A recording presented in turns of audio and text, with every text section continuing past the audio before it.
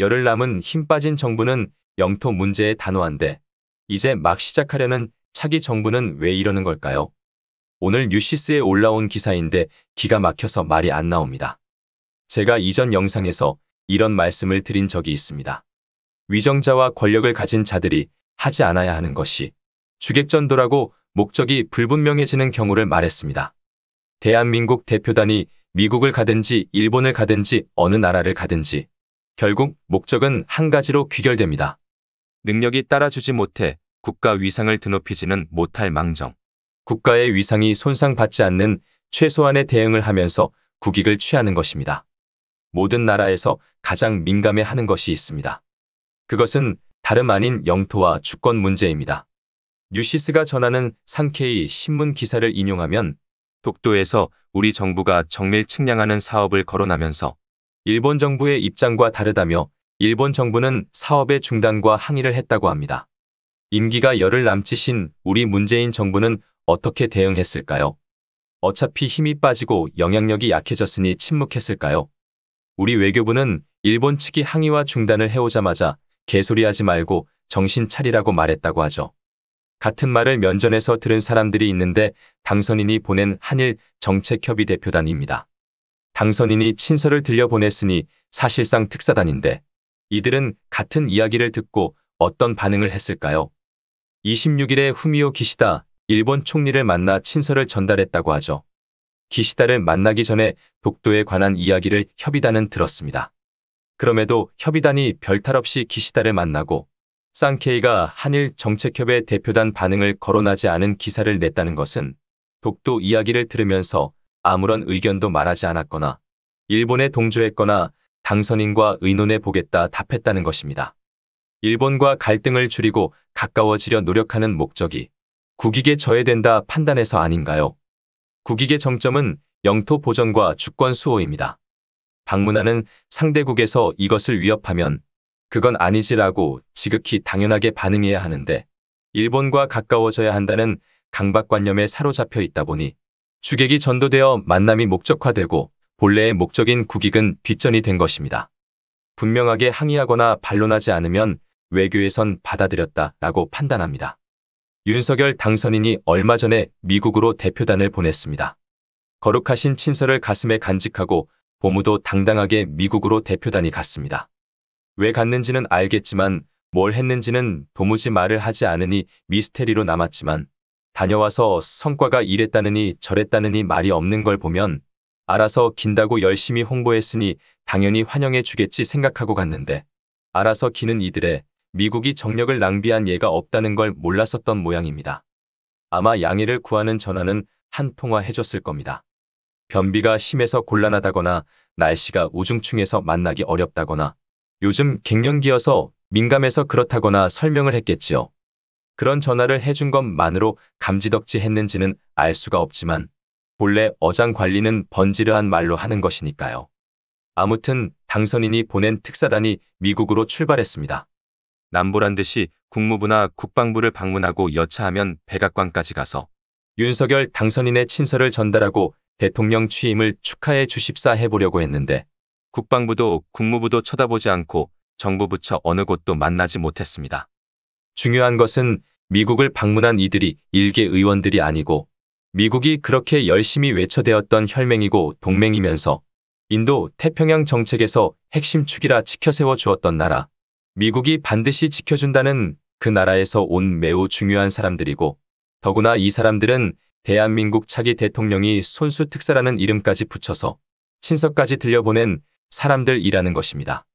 그랬는데 약간의 정치적 성향을 띤 관광객 취급을 받고 돌아왔습니다. 비슷한 경우가 있었습니다. 바이든이 당선되고 당선인 신분일 때 문재인 정부는 특사단이라고는 하지 않았고 당선인은 외교를 하지 않는다는 미국의 외교 전통 때문에 만남이 어려울 것 같다고 조중동을 위시한 국내 언론은 문재인 정부가 헛물킨다고 비판했습니다. 문재인 정부 방미단도 출국 전에 바이든 측을 만날 예정이 없다 발표했습니다. 누가 보아도 바이든 측을 만나려 방미하는 것인데 그렇게 발표했고 비판받았습니다.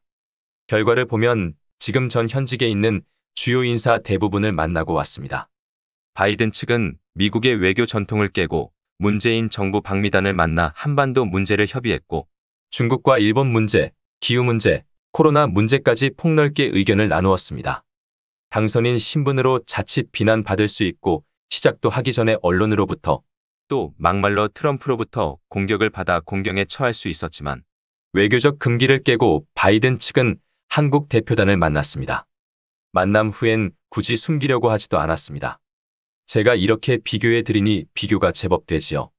외교는 굽실대고 침묵하고 해벌레 해준다고 되는 것이 아닌데 국힘은 이것을 너무 모릅니다. 스페인이나 헝가리가 자국을 방문한 대한민국 대통령에게 동해와 독도가 표기된 고지도를 보여주는 그것이 그 나라들의 어느 정도 외교적으로 위험한 결정인지 그럼에도 결정할 수밖에 없었던 이유를 국힘은 아마 모를 것입니다. 미국에서 역대급 망신을 당하고 이제 일본에 보낼 차례가 되었습니다. 이번엔 윤석열 당선인이 일본으로 특사단을 보내면서 생각을 좀 했습니다. 특사단이라 이름 붙였는데 일본에서도 개 무시당하면 조금 창피해진다 생각했나 봅니다. 여기서 말하는 개 무시는 다른 것이 아닙니다. 일본 정부 관계자를 만나서 진솔하게 서로의 입장을 나누다가 내용에서 무시당하는 것이 아니라 일본 정부 측이 자신들을 만나주느냐 안 만나주느냐라고 생각했습니다. 그러니까 방미, 방일의 목적이 만남 자체이지 만나서 국익을 지키는 어떤 협의를 해서 무엇을 얻겠다. 내용에 중점을 둔 이런 것이 아니었다는 것입니다. 만나서 어떤 질책을 듣던 요구를 듣던 운이 좋아 칭찬을 듣던지 관계없이 만나기만 한다면 미국과 일본에서 정부 측 누구를 만나 환대받았다면서 한미동맹 강화와 한일 간의 미래지향적인 대화를 나누었다며 떠벌릴 수 있는데 머리 좀 조아리다 오면 되는 일은 그들에게 대수로운 것이 아닙니다. 그렇게 고민하다가 붙여진 이름이 방일 중인 한일 정책협의 대표단입니다. 아마도 전 세계를 통틀어 비밀리에 방문하는 경우를 제외하고는 친서를 지참한 대표단이 특사가 아닌 다른 이름을 가진 예도 없을 것입니다. 한일 정책협의 대표단이 일본에 가기 전부터 일본은 노골적으로 나왔습니다. 교과서의 과거사가 전면적으로 개편되었고 독도에 대한 표현은 영해 표시까지 해가면서 도발했습니다. 일본에 가서 일본 정부 관계자를 만나야 하는데 이에 대해 당선인이 부정적인 발언하면 일본 측이 만남을 거절할까 말도 못했습니다. 그렇게 굴욕을 감수하며 대한해협을 넘어 일본으로 한일 정책협의 대표단은 날아갔습니다. 일본 주장을 반대하지 않으니 당연히 일본에선 반겼습니다. 중국이나 북한 문제, 우크라이나 문제가 아닌 대한민국과 일본이 다투는 주권 문제에서 일본 측 주장을 반박하지 않는 당선인이 보낸 한일 정책협의 대표단을 일본은 반겼습니다. 반대 상황이라면 대한민국도 당연히 반겼을 것입니다. 당선인을 지지하고 안 하고 그런 차원의 문제로 저는 보지 않습니다. 당선인은 5월 10일부터 대한민국을 이끌어 가야 하는 대통령입니다. 선거 기간 내내 당선인이 여러 차례 했던 말이 있습니다. 잘 알고 유능한 사람을 잘 뽑았으면 된다. 대통령이 국정에 대해서 모두 다 잘 알 필요가 없다. 당선인의 말하는 그런 사람들이 지금부터 비비지 말고 당선인 눈치 보지 말고 잘 해줘야 합니다. 당선인은 스스로 무능력을 인정하고도 대통령에 당선되었기 때문입니다. 그런데 단 한 가지는 당선인이 꼭 알아야 합니다. 고종 황제의 직인이 없어도 1905년 조선의 외교권은 일본에 넘어갔습니다. 고종 황제가 뽑은 대신들에 의해서 국권이 침탈당하고 주권국가에서 일본령이 되었습니다.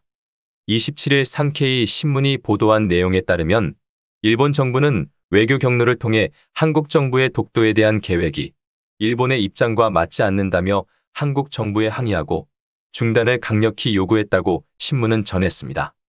특히 일본을 방문 중인 윤석열 대통령 당선인의 한일 정책협의 대표단에도 독도 계획 중단을 촉구했다고 전하고 있습니다. 우리 외교부 당국자는 이날 일본 측의 부당한 주장은 외교 채널을 통해 일축했다며 독도는 역사적, 지리적, 국제법적으로 명백한 우리 고유의 영토로 우리 영토 주권에 대한 일본 측의 어떠한 부당한 주장도 받아들일 수 없다고 강조했는데 차기 정부를 이끌어갈 한일 정책협의 대표단은 일본 측 항의에 별다른 언급 없이 지난 26일 기시다 후미오 일본 총리와 면담하고 윤 당선인의 친서를 전달했다고 합니다. 오늘 영상은 여기까지입니다. 시청해주신 여러분 고맙습니다.